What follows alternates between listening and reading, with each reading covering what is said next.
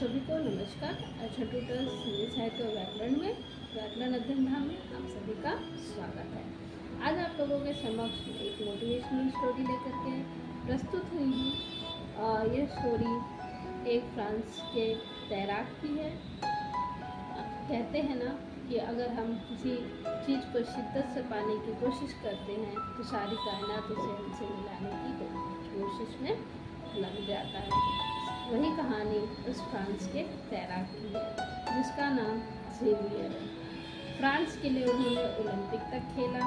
उन्हें फ्रांस के अच्छे तैराकों में गिना जाता है, पर ज़ेवियर दुर्भाग्यशाली थे। उन्हें ओलंपिक से स्वर्ण पदक नहीं मिला। ज़ेवियर की जो पत्नी थी वो भी तैराक हैं। उन्हें भी फ्रांस के लिए ओलंपिक में भाग लिया, पर मेडल उनके भाग्य में भी नहीं। संभव है कि दुर्भाग्यशाली हों या उनमें गोल्ड जीतने की लायक प्रतिभा न हो। एक ओलंपिक में ज़ेवियर उस माइकल फिलिप्स के साथ भी तैरे थे जो ओलंपिक का बादशाह है, जिसके पास सबसे अधिक पदक है। फिलिप्स के आगे तो उन्हें हारना ही था। ज़ेवियर के मन में वह हार बैठ गई। वह हार उसे हमेशा दर्द देती रही, तड़पाती रही, पर क्या करते। उन्हें यह बात समझ में आ गई थी कि उनमें वह प्रतिभा नहीं है कि ओलंपिक में अपना राष्ट्रगान बजवा सके।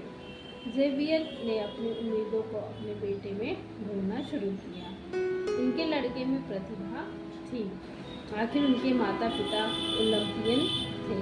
ज़ेवियर पति पत्नी अपने बच्चे के पीछे कड़ी मेहनत करने लगे। लड़का भी ओलंपिक पहुंचा। टोक्यो ओलंपिक में वह 6वें स्थान पर रहा।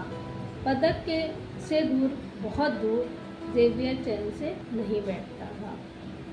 ओलंपिक गोल्ड उसकी आंखों के आगे नाच रहा था। उसने अब अपने बेटे के लिए वह ट्रेनिंग स्कूल चुना जिसमें माइकल फिलिप्स का कोच रहा, बाउंड मैन हेड कोच, जिसने माइकल को तैराक सिखाया था। ज़ेवियर हर वह प्रयास कर लेना चाहता था जो उसके बेटे को विजेता बनाने में सहायक होता। लड़का भी अपना सब कुछ झोंक रहा था। उसके जीवन का एकमात्र आंदोलन ओलंपिक गोल्ड पाने लायक स्पीड पाने का था। वह तैर रहा था और केवल तैर रहा था। उसके कोच को भी भरोसा था उस पर।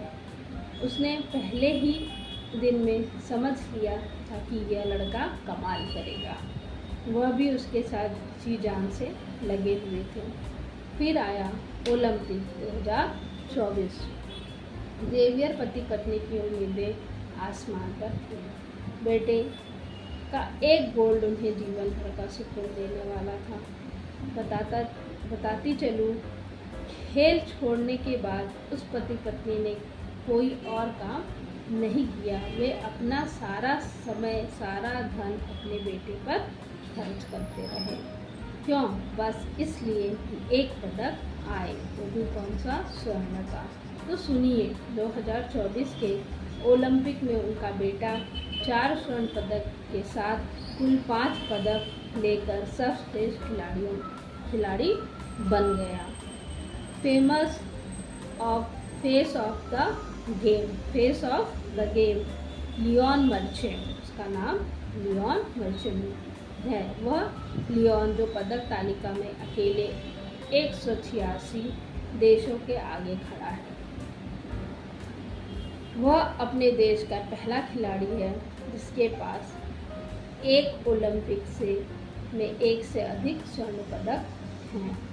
कुछ कहानियाँ तनिक लंबी होती हैं, देर से पूरी होती हैं, पर जब पूरी होती हैं तो ये कमाल कर देती हैं। मुझे लगा, आई होप कि आप लोग को स्टोरी अच्छी लगी होगी।